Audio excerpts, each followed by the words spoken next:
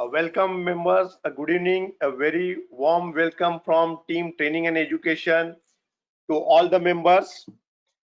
Today we are conducting 41th webinar of Gyan Ganga webinar series. We have Mr. Milind Harsulkar sir. Our today's topic is Risk Inspection Part 2. We already conducted part 1, so to continue with this part 1 we are coming with this part 2, project policies, major perils, hazard and case studies. So I will give the brief introduction, though it is not necessary because all are very familiar with Milind sir. Milind sir basically retired from New India Assurance Company. He has taken VRS, and since last 5 years he is working as a surveyor. He has very rich experience in engineering, fire for 17 years, and main contribution for D-Tariff and help TCS in explaining for engineering insurance software, Swiss. Member of TAC committee for MI tariff in 1988 to 89. So I request Milind sir to start with today's session. Thank you. Friends, part 1 we had seen the basic risk inspection aspect. Now second part, few major perils, we'll discuss about those major perils, how to go about those things, and then 1 or 2 case studies. So major risk hazards in project where we can get large losses. These are 4 major perils where we find that a lot of losses are there. Although testing and all these things, the major losses are there, but testing for each and every type of project, it may be different. So we are not discussing about testing here. Only these major perils: windstorm, flood, earthquake, and fire. These are the perils where a lot of things are involved, and during inspection, we can very well check these aspects for the underwriter to know about the risk hazard for this type of perils. Windstorm.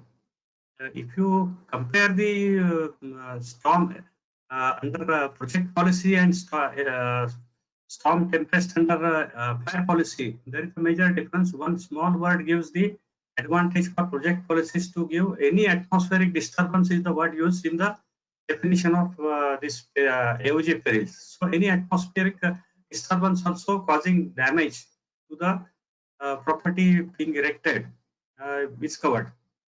So normal definition of windstorm we say violent movement of airs.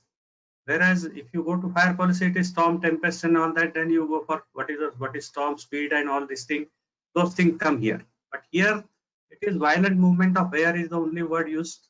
Normal understanding of windstorm. Now there are tropical windstorms, tropical cyclones. They call it as a hurricane, typhoon, cyclone. The speeds for this type of thing is up to or more than 250 kilometers per hour. Then there is a heavy precipitation because a lot of water also is involved, and this moves along a specific path.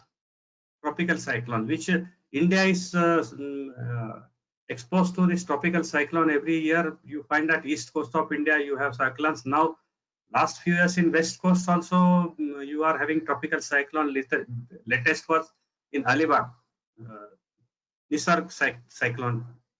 And extra tropical storms, that is winter storms, rarely exceeds 200 kilometers per hour, long duration, and this is over huge area. In India, we may not have these winter storms except in Himalayan regions and all this.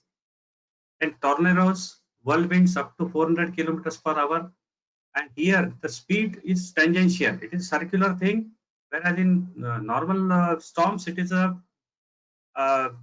in one direction, whereas here it is a tangential speed of the winds, which is much more dangerous than the normal storms. Then thunderstorms, hailstorms, sandstorms. Sandstorm you will find in the Rajasthan and all desert areas. So here this whirlwinds localized whirlwind storms are also very much in existence in India and lot of geographical area of India. So the speed may not be 400 km, but small thing which can disrupt the project property being erected because it is not fully secured. Then monsoon storms, whatever storms come in the monsoon because of wind speeds, and then fire storms because of fire. Lot of wind things in India we don't have this thing, but this type of storms are also there, fire storms. Factors influencing extent of windstorm damages. So these are the factors which will have impact on the damage to the insured property. One is turbulence.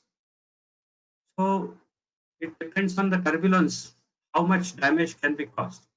Then wind gust. This is the pressure will be 3 times the wind speed. Wind gust. Temporarily short duration things. So up to 3 times average wind speed. Then duration of wind impact. That is load cycle. How much time the storm is there in that particular area, whether it is for few minutes or few hours or whatever. It will also give idea about what kind of damages can be there. Then direction of the wind.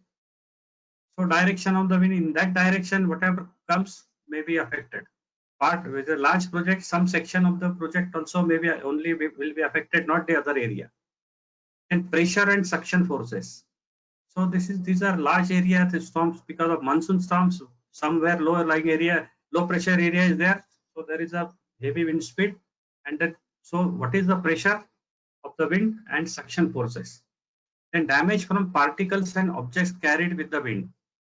So depending on wind speed, a lot of particles will be carried, and most of the time when it is coming from sea, a lot of water content will be there, water particles that can also damage the project property. And wind increases, even in sandstorm, a lot of sand will be carried along with the storm, so it can also damage the property. Then wind increases spread of fire, and storm influences water bodies, waves, shore damages. In shore area, heavy wind speed, you will find the tides of 15 meters, 10 meters height, and nearby whatever is in the shore area, it can have damages. So which kind of property is more prone to the windstorm damages? Temporary buildings. In project site, you have lot of temporary buildings, storage sheds or workers' quarters or like that. So many other temporary buildings are there. And storage sheds.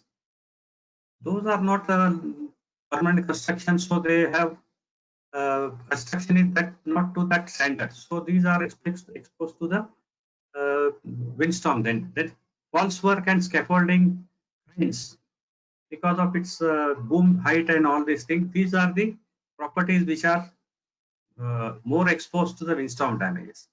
Then tanks, containers, cooling towers, then tall building actually it is telling me tall buildings. So because of height, it's like a cantilever. So if the wind speed is high, the tall buildings will be also damaged. Then warehouses, hangars because of its construction, large opening at the front side, and light frame buildings, satellite reception stations.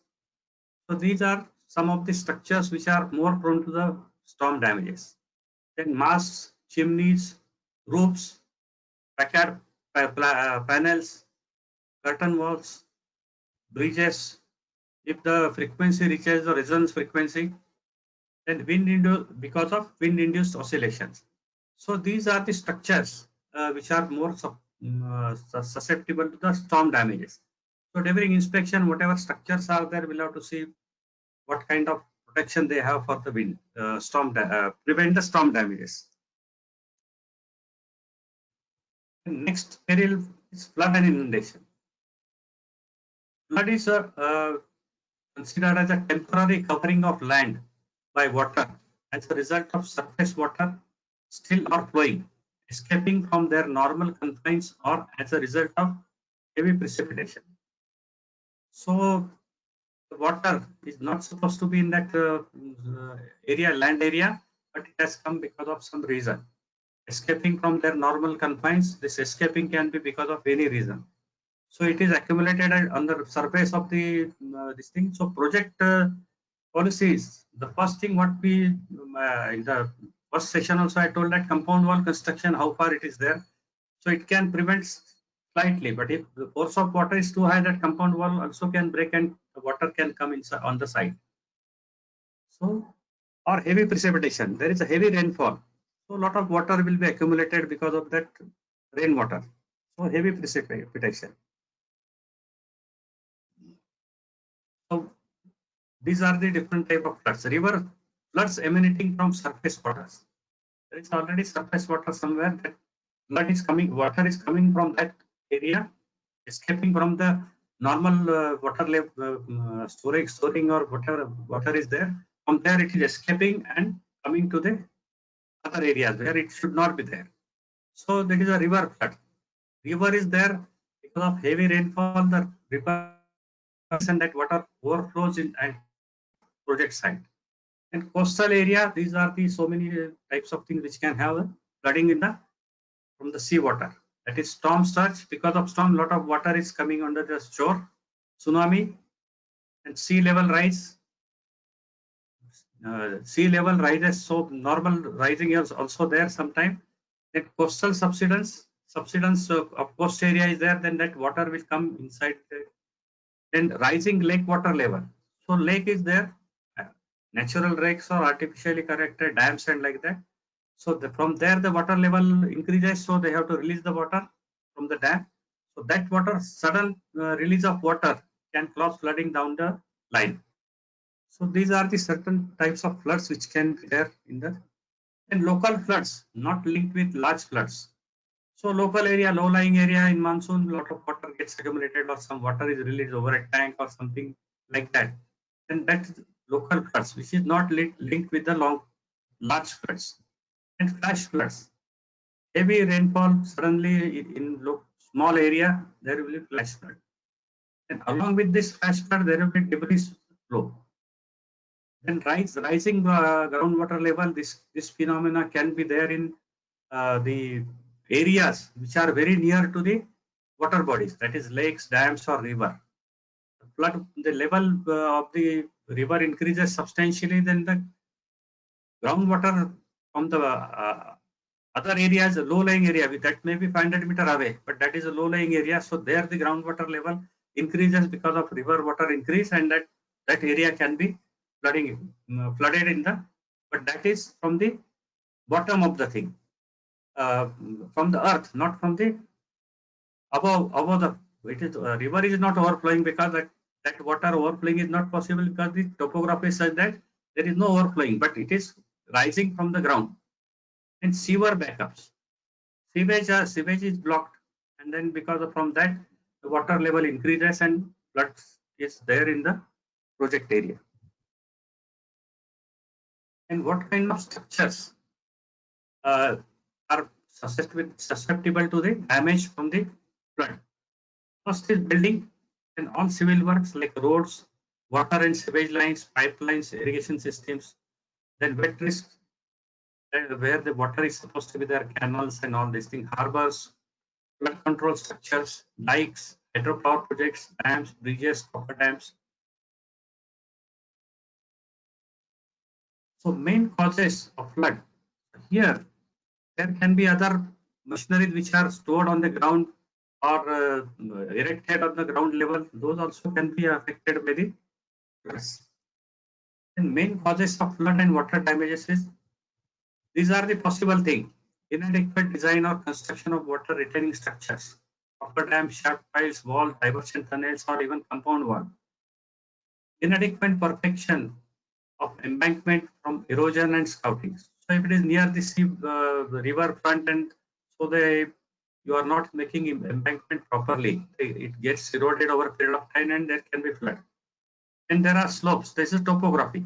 Slopes do slip considering local soil condition. This can happen near the hilly areas because of removal of land, soil, and some construction activities going on there. So the water flow will be coming heavily on the project site. And inadequate drainage. So at the project site, if they don't provide proper drains for the rainwater drains, then that water will get accumulated at the project site. Then culverts not large enough for the flood.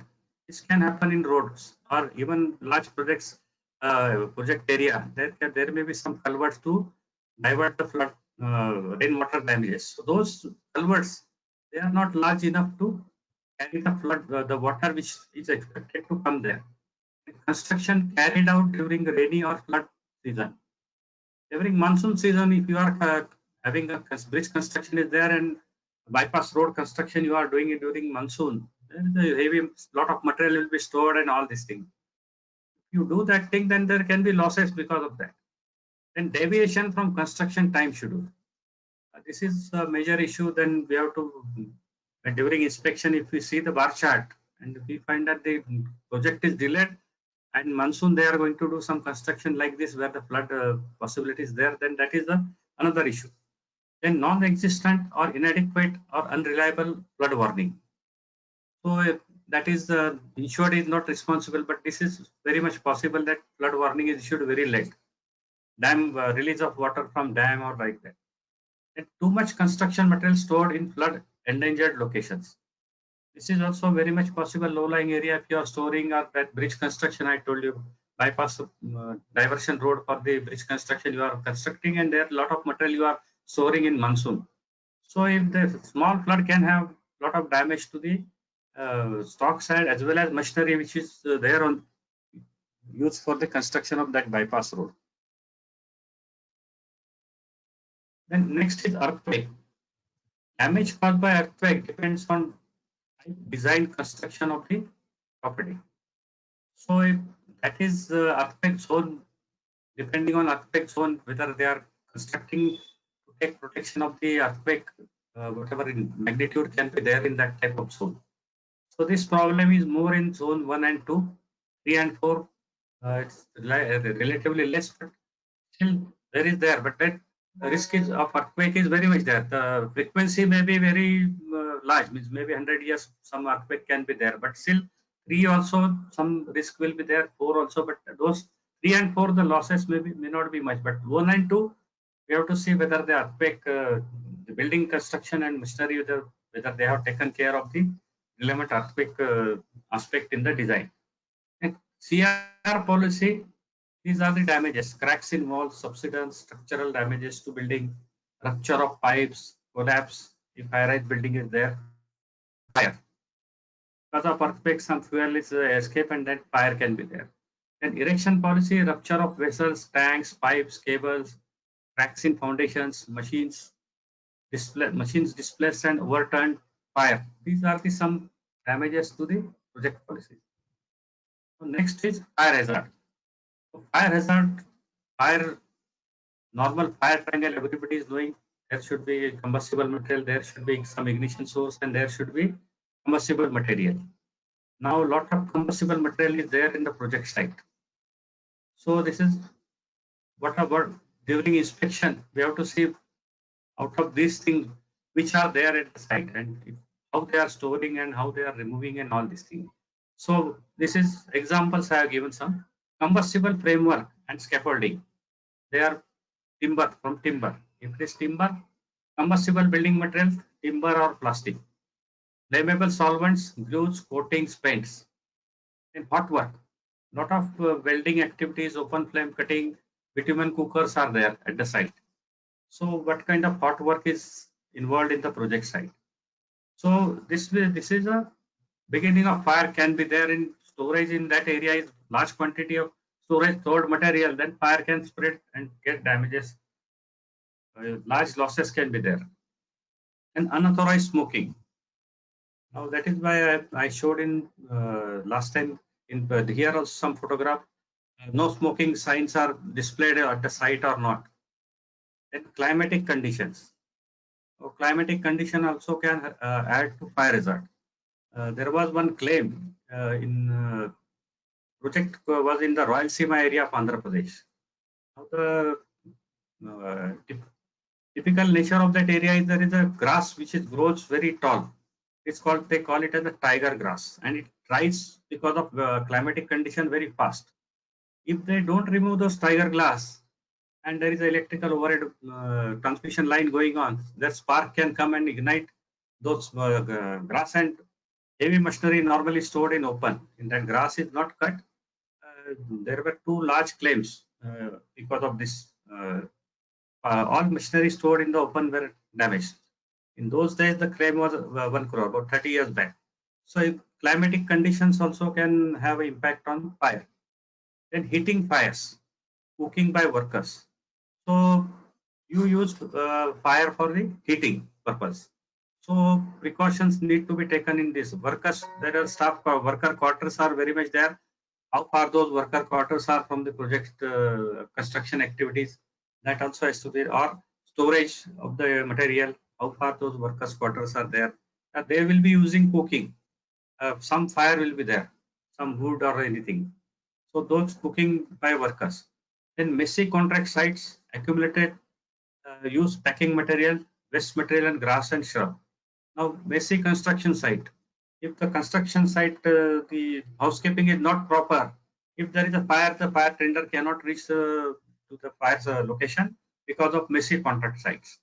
And accumulated use packing material. Lot of packing material, machinery and all things come. The packing material, how they are storing that packing material, what is the frequency of disposal? That is another thing which we have to ask them.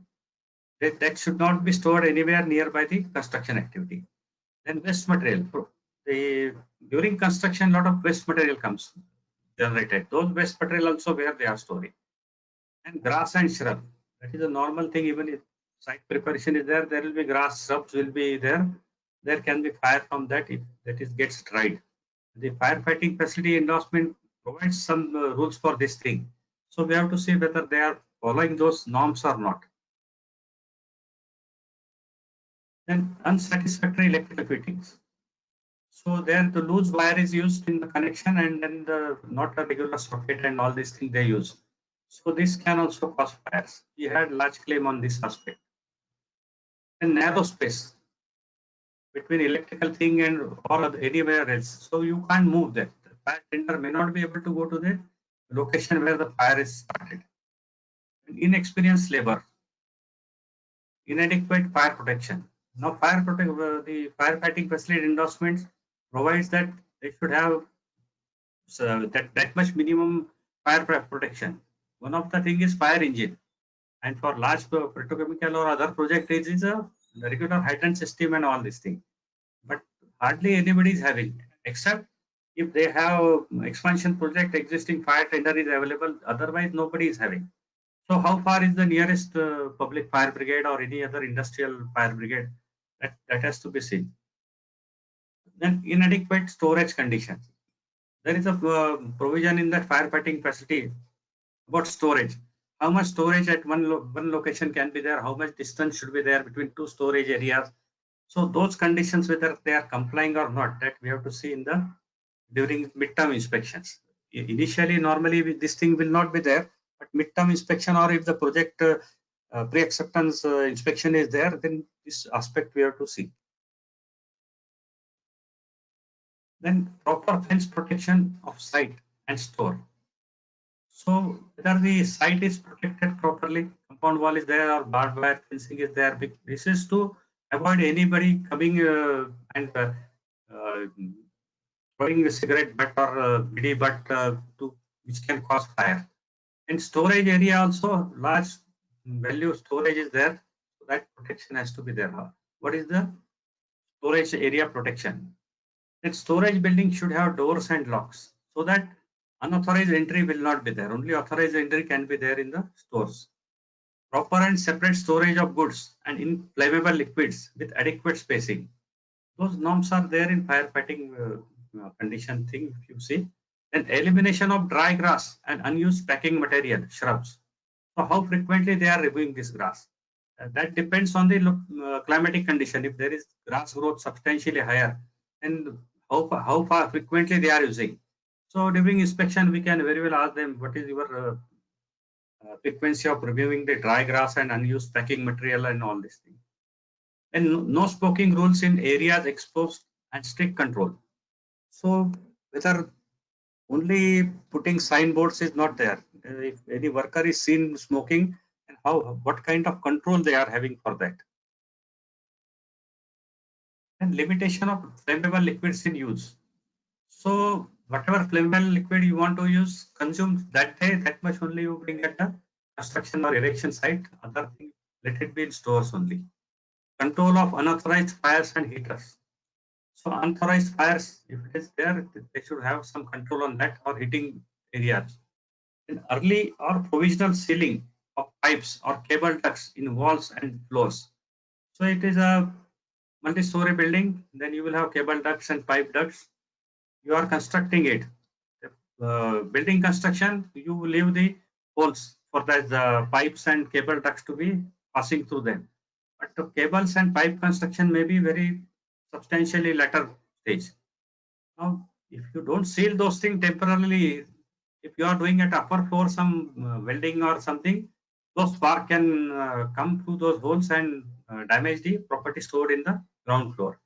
We had 2 claims like this, and then there was a problem that even this firefighting facility, some provision is there for this thing, but then that was not followed there. And provision of suitable hand appliances in adequate numbers. So in the site, everywhere the construction activity is there, they should have provided for the adequate portable extinguishers. Hydrant system provision is there in the some type of projects, but hardly seen that hydrant system is operative before the even 50% of the project is our hydrant system is normally done at the last phase. So, but that is there in the endorsement. Then fire hoses and nozzles in red boxes, but this can be there only when fire hydrant system is there. Setup of own fire brigade for large projects, this hydrant system and all this thing will be for large projects. Small projects, they don't provide for hydrant system, but only this condition is there only for the large projects. And regular training of staff under a responsible head. So workers, mostly they are on contractors worker. So those also should be trained for the operation of portable extinguishers. Then setup of emergency plan. They should have emergency plan to say something goes wrong. What are the things those people nearby the fire, they should follow. Those things should be known to the staff. Then approach to all site areas, including stores, to be kept free. So that means the roads should be proper. The fire engine should reach the entire site area, all blocks and all these things. Then there should be watchmen on duty 24 hours so that unauthorized entry can be, they move in the site, night some no work is there, they are moving in the site. If anything is going wrong, they can inform the concerned authorities for the contingency. And for hot work, whenever you are doing welding, gas cutting and all these things, what safety measures should be there? Clear exposed areas from removable combustible materials. So whenever you want to do the gas cutting or welding, then there remove nearby area everything which is combustible. Cover the floor and set up walls, wall mats or sheeting of the incombustible material so that any spark coming downside on the floor, they don't spread the fire. Start the fire and spread the fire. Control area by nominated watchman. So whenever gas cutting or welding is there, some watchman should be present there. Keep adequate fire extinguishers ready at hand. So wherever you are doing this hot work, keep a number of fire extinguisher depending on the material being there, machinery or this thing. So maybe DCP or soda water or whatever, adequate fire extinguishers. And after completion of work, verify that no latent smoldering spots exist. So when you do the welding or hot work is there, some spots from the welding rod gets dropped there. So if they are very hot, they don't come to room temperature immediately. So they are called smoldering, latent smoldering spots. So those are remain there and you put something on combustible material on that, the fire will start. And watchman should be there 24 hours. Now this is regarding project this thing. So if there is a LOC policy also, then we have to consider what could be the reasons for delay. And for that, bar chart, understanding of bar chart is very much necessary. And otherwise also normal project thing, the understanding of bar chart is very much required because we have to comment on the bar chart and actual construction being done or erection being done. That is as per same thing or delayed or like that. So delays, what are the reasons, different reasons for delay, and whether that delay is an insured delay because of insured reason or uninsured reason. So delays can occur because of number of circumstances. Then delays will have to be segregated between admissible delays, that is ALOP policy if it is there, and non-admissible delays. So there are practical difficulties in doing bifurcating the delay between admissible and non-admissible. So these are few things. Losses won't happen in a convenient order. So the losses can happen anytime the insured loss and uninsured loss. It's not necessary that only uninsured losses will occur first and then insured losses or other way. It can be one insured loss was some before you repair that thing, second uninsured loss can be there. Then some of them may be concurrent. There same time insured loss can be there, uninsured loss can be there. Then how much time dates when this loss occur and how much duration it will be there have consequences. So there is some loss is there, it can be repaired within 1 day. There can be some loss which can be repaired in after 1 month. It may take 1 month or 6 months. So all these aspects will vary the outcome of the insured delay and uninsured delay. Then decision may have to be taken about whether acceleration would be beneficial. Suppose there is some loss, say major fire occurred, and then you want to accelerate. You accelerate and maybe the delay is reduced from normal delay would have been 4 months. You accelerate the work, and then that delay is reduced to 1 month. So there is every possibility that some second loss can occur. So whatever time you have saved here is going west because of the second loss. So acceleration may in related or even completely unrelated area of work and also maybe at a later stage in the project. So this will depend on the bar chart, whether you have a float available or not. Depending on that, the acceleration may be in the where the loss has occurred there or some other area which can speed up the completion of project.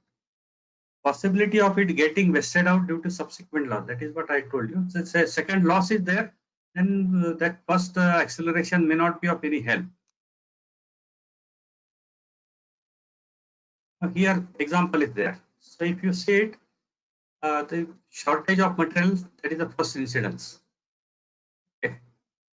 So in shortage of material, there is some period loss because of non-availability of material.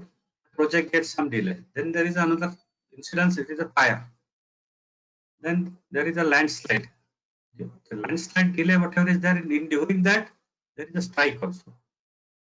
Then because of all these first 4 incidences, there is an overrun of the project and the project is completed after few months. But before that, there is a structural collapse. Now, suppose you had done some acceleration for fire, structural collapse or landslide claim, that acceleration may be of no use. Inefficiency, whether this because of some inefficiency, some delay is there. Then underestimation of variations. Variations which are originally it was expected, though they are underestimated. So there is a delay because of that also. And there can be failure of subcontractor. Subcontractor has not worked to the mark. So there can be delay. So here, what delay is insured and what delay is uninsured? These are the issues involved. If you say landslide and strike, it is overlapping period. Now whether you say strike period I will reduce, there can be argument. He said no, otherwise also landslide, because of landslide my project would have been delayed that much. So these disputes come into picture. That's shortage of material, that is identifiable. So that delay you can say that it is not it is uninsured delay, that can, but here it is overlapping. So how to calculate indemnity period? That is, if ALOP is there, how to calculate indemnity period? That is a job of ALOP surveyor. But the inspection thing, these delays I have to record in my report if I am doing midterm risk monitoring inspection or even for normal project. And these reports can be handy for the insurance company if we specify that they have not complied with the bar chart. The delays, there have been delays because of these reasons. Now, bar chart is the most important thing. Now, what happens is there are bar charts prepared. There are 3 level bar charts are there. Normally the insurance company take this level 1 bar chart. This is called level 1 bar chart. Now this project consists of 3 buildings, and at building 1 start point, from that time the policy will start. So building 2 work starts from later date, and building 3 starts at a still later date, and the completion is according to that. This is the level 1 programming. So project starts from commencement of work of building 1 and ends at the time of completion of building 3. Now, suppose there is a delay in some loss in building 1, still his policy is valid. He has a float that much period till the completion of building 3. So if there is a delay, there is not much issue. But building 3 is delayed, there can be problem. So this is the level 1 programming. Normally, insurance company along with the proposal, the insured submits only level 1 programming. Now that there is a next phase, this individual building construction, it is divided into major activities. Now this is called level 2 programming. Now building 1, first activity is excavation. Because foundation has to be constructed, there is a excavation. After you excavate the things, foundations will be there. Then foundations are there, then there will be wall construction, roof construction, electricals, plumbing and fit outs. So these are the major activities in the building 1 construction. So all 3 beings identical building, activities are same, only the difference can be depending on number of floors. How many floors one building is there? So if it is all 3 are same floor, time period also will be same, but some building is having the number of floors are more, the activities can, this walls, roof, electrical, those activities will have more time depending on each floor. These are the major activities. This is the level 2 programming, and here you will find that each activity, excavation, how much period is there, foundation, how much period is required. This is mentioned. Start point and end point for each activity. This is the level 2 programming. Then level 3 program is day-to-day activities of the for each of the activity. Now level 3 programming in excavation. So first activity is reduce level digging. Spelling mistake. Dig. Reduce level dig. So you are digging earth. So removing the earth, excavating. And next is if pile foundation is there, you sheet pile foundation, sheet piling, and complete excavation. So these are the 3 things. And foundation, it is a piling, pile caps, and ground beams. So the after columns and beams, then after that walls, columns, ground floor, first between ground and first floor SAP, columns, first floor and second floor, brickwork, block. So like that for each floor, you will have same thing, walls, roofs, and then final roof, it will be trusses or RCC roof or whatever, joints, purlins and cladding. Then electrical, first floor, like that each floor electricals and plumbing and like that. Activities will be mentioned, start date, end date. Now here if you say electrical start early, whereas this roof work is the last work which is going to be completed. Now these activities, whatever are mentioned, logic link bar chart. This will say that unless and until you complete particular activity, you can't start the next activity. So here if you say activity A, if you say activity A, this bar here, it will show that activity F, you can't start unless and until activity A is completed. Now activity A and activity B, they can start simultaneously. The arrow is showing. Same thing, B and D can start simultaneously. Although this bar chart is saying they have that much float. So completed like this. All activities, this is a bar. So from this chart, you will come to know whether they have float or not. Do not have float. That's extra period for some activity. That activity is delayed. The end can be achieved without any delay. So this is logic link bar chart. This bar chart, no insurance company takes at the time of underwriting. When we go for inspection, we have to ask for those bar charts. Then critical path method. So critical activities, whatever is there, whether you have float or not. This is the white area. This is the float available for activity B. For these two activity, this is the float available. White area, black area is the actual activity float available based on the logic link bar chart. So critical path and float. So this is important. So here you will come to know the float. They can play with the float if you don't take those bar charts. And insurance company after loss they will play with this float and say that this delay is very much there. So this is just explaining bar chart. Since LOP is we are not talking of LOP assessment and all that survey. This is only for understanding what is a bar chart and what we have to see during inspection. Now this is one case study. This was an erection all risk proposal, pre-acceptance for extension of policy period. This policy was originally given for some period, and then extension, during extension they wanted to have pre-acceptance. They approached the insurance company well in time, but still insurance company had some issues, and then they said ask for inspection. This was a greenfield project for manufacture of specialty chemicals, including civil work. So buildings and everything were also part of the project, and it was a totally new location area. So right from ground leveling and all that activities were involved. And there are some used machineries involved in this plant. From that ensures another unit, one plant they were shifting. So few machineries being used in the existing plant were being shifted to this new plant. And this extension they required for 3 months. The issue for insurer was reduction in sum insured. Original sum insured was something, and they wanted to reduce the sum insured during extension. So how do I identify whether the reduction in sum insured is correct or not? That depends on so many aspects. So here this doubt was there. So they said appointed for inspection. Now extension sum insured, it was almost 40% of original sum insured. The testing period was 2 months.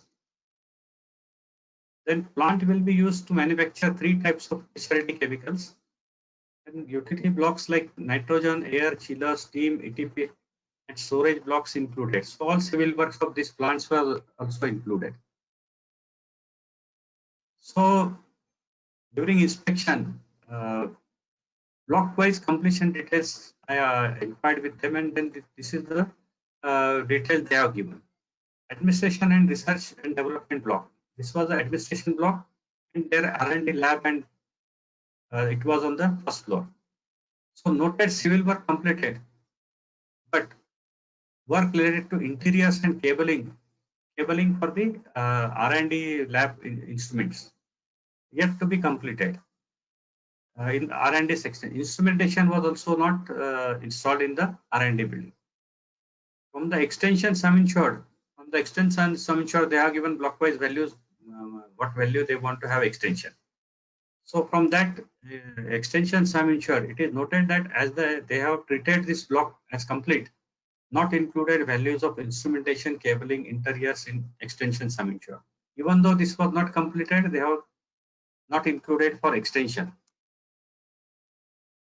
Then next is security building and warehouse or main plant. So these 2 blocks are complete and not included in sum insured. These 2 buildings were complete, including interiors, everything. So they are not included in the sum insured. Then boiler block, work for civil and machinery complete and started using steam for the 1 unit which are started functioning. Cost of this block not included in the extension and sum insured because they have that block boiler has started functioning. So otherwise also it is out of policy. In solvent area, it is basically civil work on underground tanks. Work completed and started storage of solvents. So they have not included this in the value of the extension. In main plant, the building is complete. The block includes 2 lines of production, unit 1 and unit 2. Unit were completed and commissioned before the date of inspection. So it was already commissioned. But during original policy period, that is 18 January, then Unit 2 is yet to be erected. It involves some second-hand machinery being shifted from other unit of the insured. Work for machinery erection is in progress. Other machinery, that is new machinery, that work was progress. Second-hand machinery was still to be received by them. So their erection is pending. Then Unit 3, that civil work completed, machinery erected, but testing is yet to be started. Insured has not included value of this plant in the extension sum insured. So although testing was to be done, they didn't include this block value into the extension sum insured. And storage block for Unit 3. Basically, tanks work was in progress and included in sum insured for extension. And finished goods storage for Unit 3, civil work completed and tanks installed. Some petty work pending, but insured has not included the value. Some petty work was pending, so they excluded this value into the from this extension sum insured. Nitrogen storage, water tanks, and ETP not included in the extension sum insured as completed. However, some petty work in ETP is still remaining. Canteen and engineering storage block not completed and included in the extension sum insured. Pilot plant not complete, included in extension sum insured. Building work in progress. Now this pilot plant, don't get it confused with the pilot plant. This is the pilot plant for their product for testing and all that. So that is why it is called pilot plant. The pilot plant which is excluded, normally we don't cover under project policy. So tank storage area, there are total 10 independent tanks. 2 are completed and 8 pending. The value of 8 included in the extension sum insured. Now these are the suggestions based on the inspection. I have not given here the other details because those details, whatever I had informed you about firefighting and police and all other things are given. These are the important thing is how much work is completed. The issue for the insurance company was whether the sum insured are opted for extension, whether they can give like that, or how to identify what is extended and what is completed. So considering above remarks on pending work in administration block of instrumentation and cabling, the extension sum insured be including these items, which insured agreed when I had told them that you include this value, so they agreed for that. For used machinery, the requirement is that chartered engineer report giving value of used plant.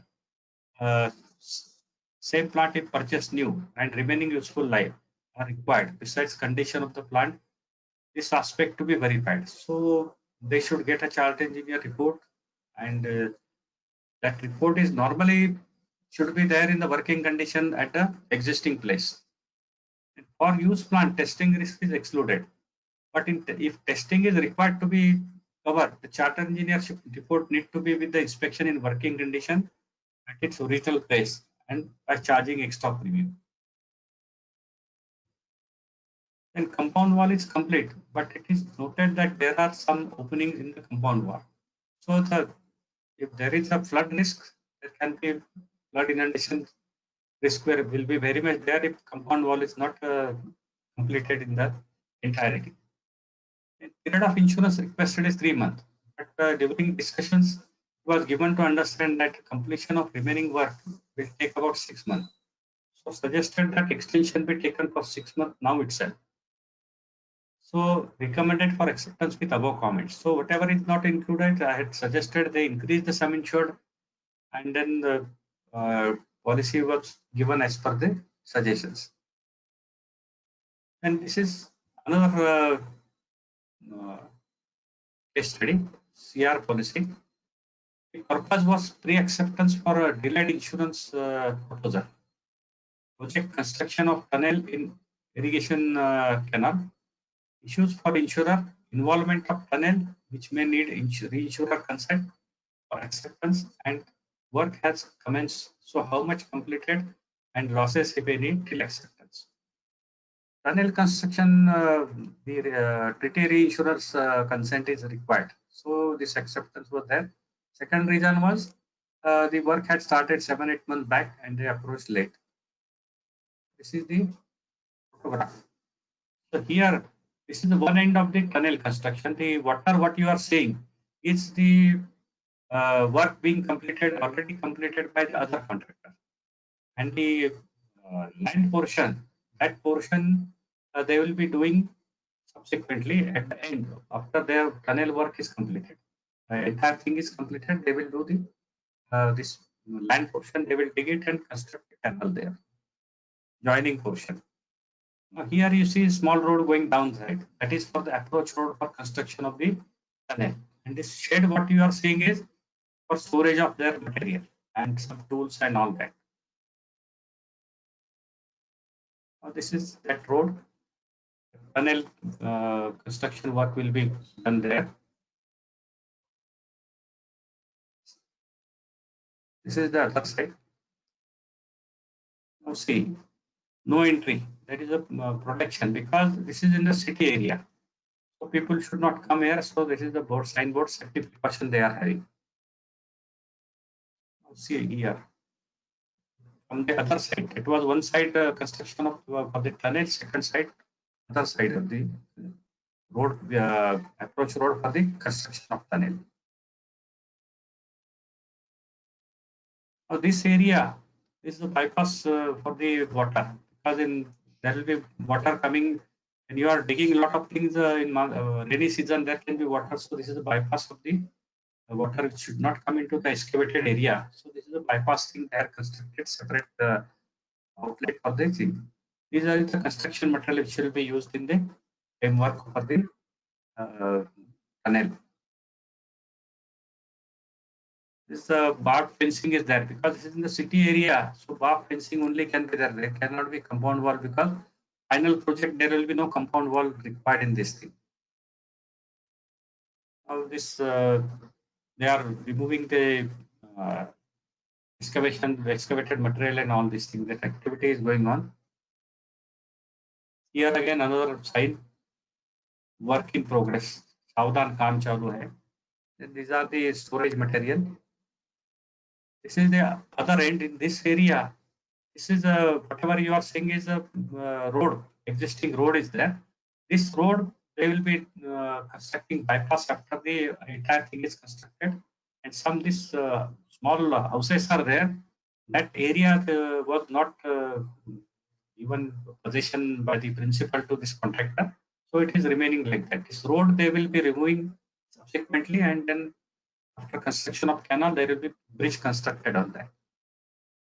Now this here, this pillar is there. This what thing you are seeing here. This area up to that area, they will cut that shed because that is canal construction will be there in this area. So that is still not given possession because of some dispute. So this project is mainly tunnel about 1 kilometer and small portion about half kilometer connection to the canal. Out of that small portion is about connecting to the tunnel. So half portion is tunnel. The construction period as per contract is 24 months. This is a turnkey contract. Tunnel is construction in two parts. First part is cut and cover part, 100 meter on one side, 565 meter on other side. Second part is tunnel, actual tunnel. So the as given by information, given information by them is when cut and cover section in tunnel they will do when the existing earth level and the top of tunnel after construction that portion is very less, then they will have to go to cut and cover and not actual tunnel. So in this portion 565 meter total from both the side, that top earth existing topography was not sufficient to have that much thing, so they had to excavate entirely and construct a tunnel, RCC tunnel, and then again fill it earth to whatever original topography was there. And the actual construction of tunnel was about 1 kilometer. On both sides of the contract, there is a canal being constructed by other contractors. On one side it is complete, on one side it is not complete. The work is not started.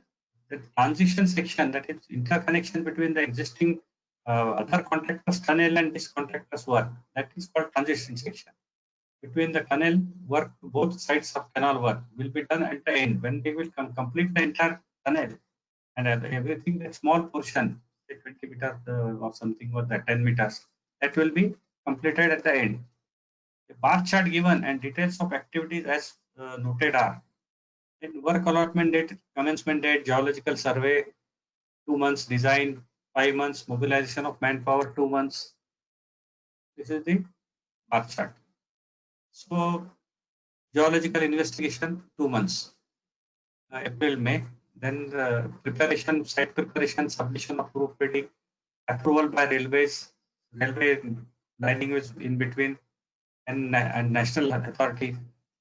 And above the tunnel there is a national highway. Actual tunnel is there. Above that there is national highway. Approval by vetting, mobilization of manpower. They will start immediately after the geological, geotechnical investigation. This is not related to insurance. No insurance is required in this thing because they are not doing any construction activity. Now here the construction activity will start. So this is in two parts. Portal 1 is one side area, other side area. So that is from the tunnel, one side, other side. So portal 1 is approach cutting and portal. So this first whatever month, the earlier thing, after that this activities will start. So simultaneously from both the sides, portal 1, portal 2, the activities start. Approach cutting and portal, underground excavation for main tunnel, secondary lining, transition balance excavation, transition lining, miscellaneous work and final finishing. For the second also same thing, approach cutting and portal, underground excavation of main tunnel and secondary lining. And for cut and cover portion, excavation of approaches, reinforcement framework and concreting, excavation tunnel approaches, reinforcement framework concreting, end tunnel length. So once tunnel is over, then end tunnel length, approach cutting and underground excavation, secondary lining, upstream and downstream end portions, and then miscellaneous work. So this is a 24-month bar chart. They had prepared only this level 1 bar chart. Level 2 and level 3 was not there with them, so they gave only this bar chart. Based on that, these activities, the completion details were noted and informed to the insurance company. Portal 1 involves approach cutting 2 months except for some minor work. This was completed. So for each activity whatever mentioned, I have mentioned how much work is completed.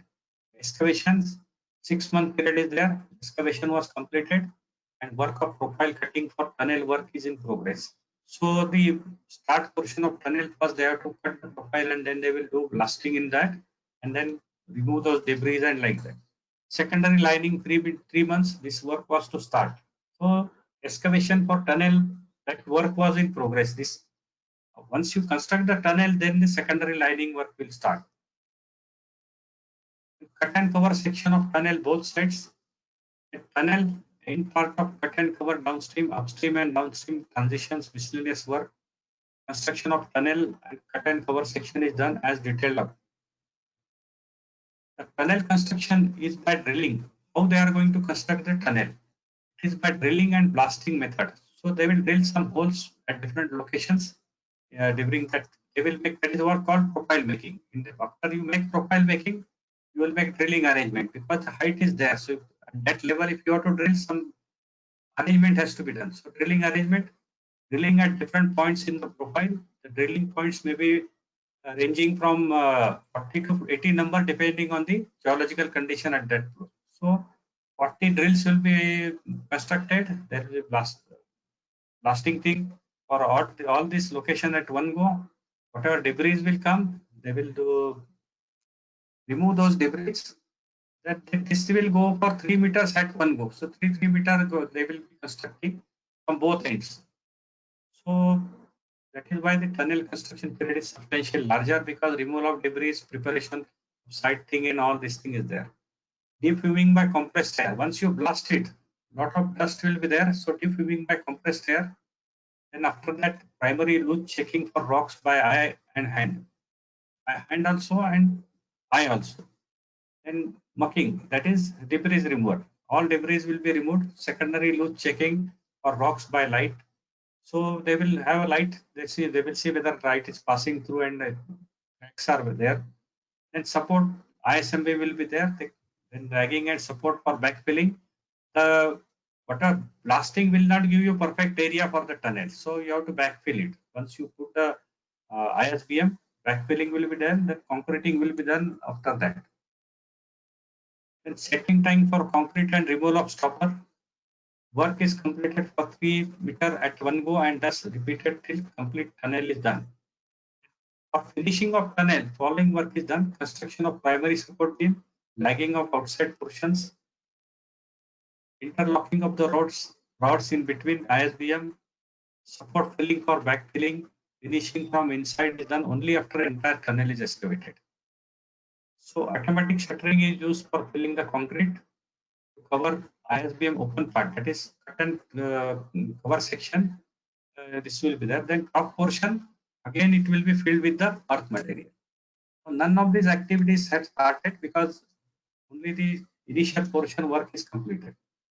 Completion status as on date of inspection for portal 1, approach cutting is almost complete. Underground excavation for tunnel work is yet to commence.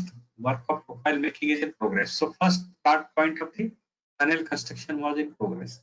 Excavation for cut and cover section is complete on one side, and in other side it was completed. On the photographs also this was seen. Secondary lining is yet to commence. Portal to the other side, approach cutting is almost complete.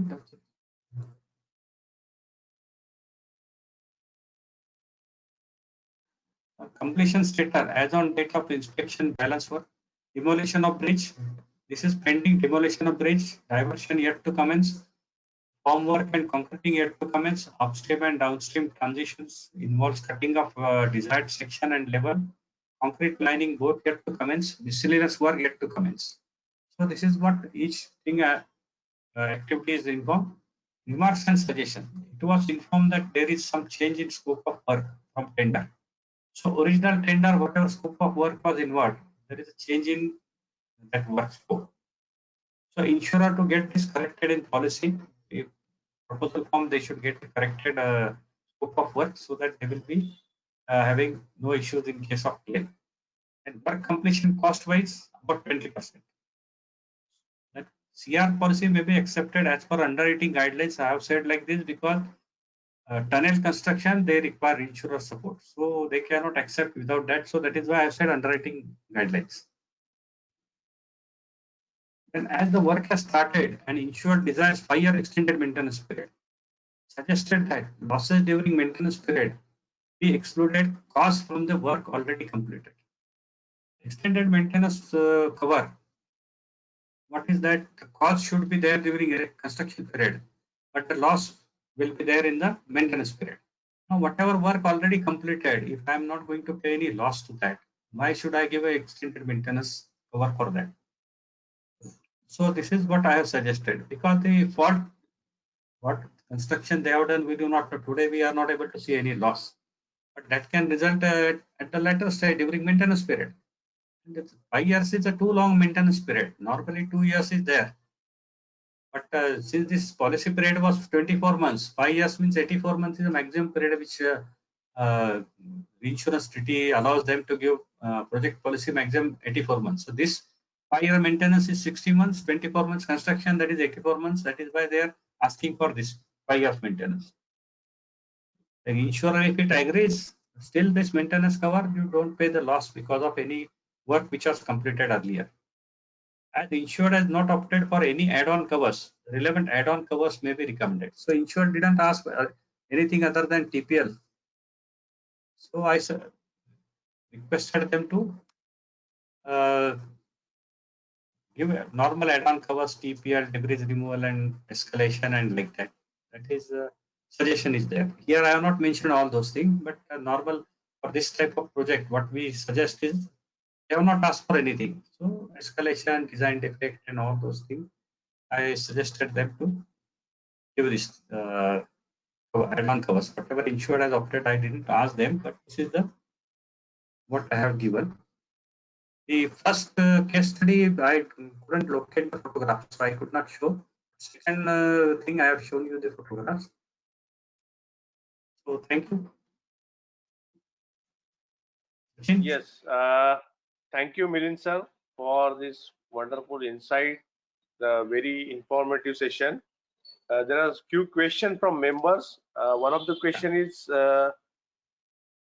kindly explain aspects to be noted at the time of inspection for fire LOP. Fire, this is project policy, I said. Fire LOP. Huh? Yeah, Fire policy. fire policy. Fire policy, we do basically fire policy, it is only earthquake zone we are considering. We are not considering anything else. We don't ask for the construction, what kind of construction is there or anything is there. We don't ask anything. So it is fire, earthquake is covered. There is no condition. Here also there is no condition, but we ask them because the construction activities are going on there. It's already constructed. So they are supposed to do it. Suppose they don't construct as per the, it is in zone 2. They should construct as the relevant IS standards for that. They don't do it. There is no policy condition in fire policy that it should be like that only. If at all I want to put that condition in the policy, then only it is a relevant thing. Right. So there is now there are few members who wants to ask the question. I will just unmute the people who have raised the hand. Mr. Krishnan Kumar Bansal, you have to unmute yourself and then talk. Mr. Krishnan Kumar Bansal. Mr. Prasunna Dikshit.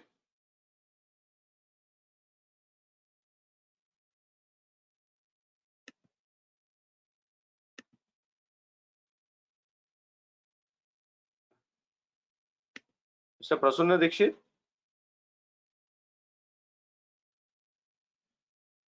Subramanya Mudlar.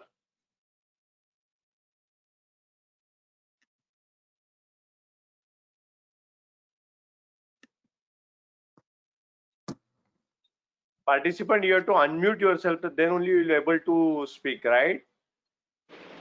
I have given you the permission. Yes, Mr. Subramanyam.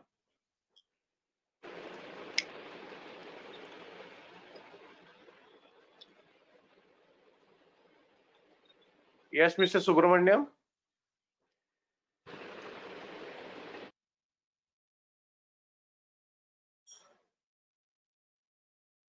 Mr. Subramanyam, you are not audible.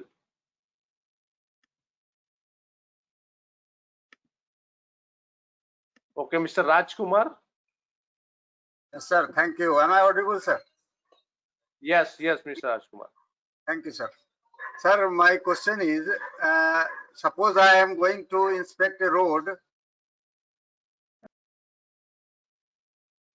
Inspection, I find there is a large catchment area and only culvert is provided there. So how can I check the design of that culvert, sir? Shall I go to the other institution for the design of the culvert? This is my question. Can ask him what basis you have constructed this culvert size and all this thing, what water flow you have considered and all that. We are not supposed to go into design aspect and all this thing.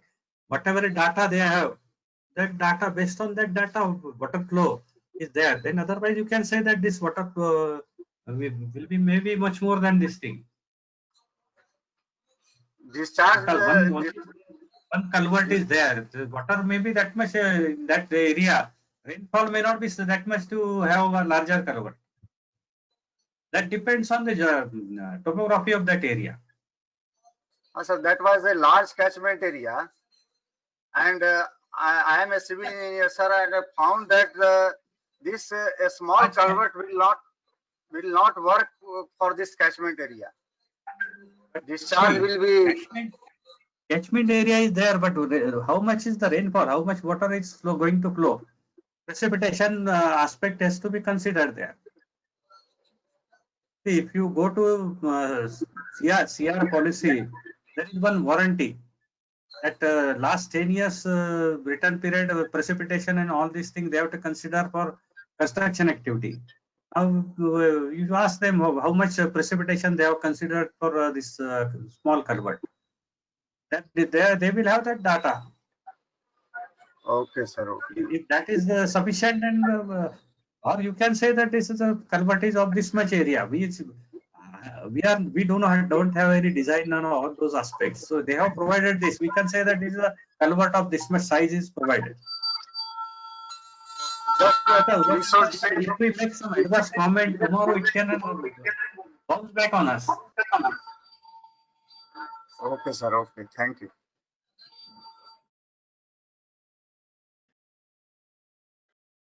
Any more question? I think we have cleared all the questions. We have unmuted all the raised hand. Mr. Ajay Kumar, Mr. Prasun Dixit, Mr. Rizwan Basir, Mr. Surendra Mai can unmute yourself and ask a question. Yes, sir. I have a question. Huh? Good evening, sir. Yes, I have a Mr. question. Yeah. It is although not exactly related to the inspection, but it's related to claim. So I'm taking this opportunity to ask this. There is an area which is a low-lying area with high water table. So with slight some rainfall, the water table obviously comes up, and the client's building gets dampness. So is it covered under the inundation clause? That's my point, sir. Question, sir.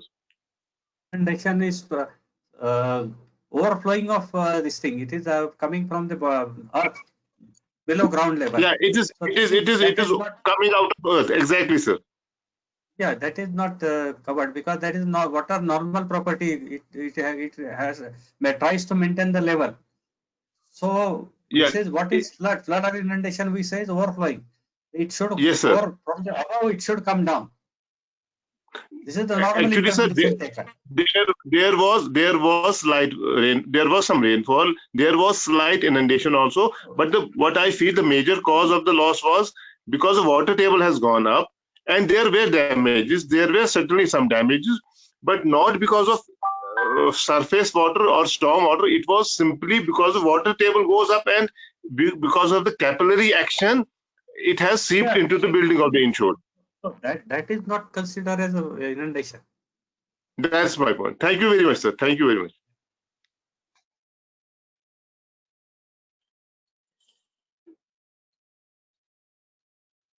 Yeah, Mr. Ajay Aneja.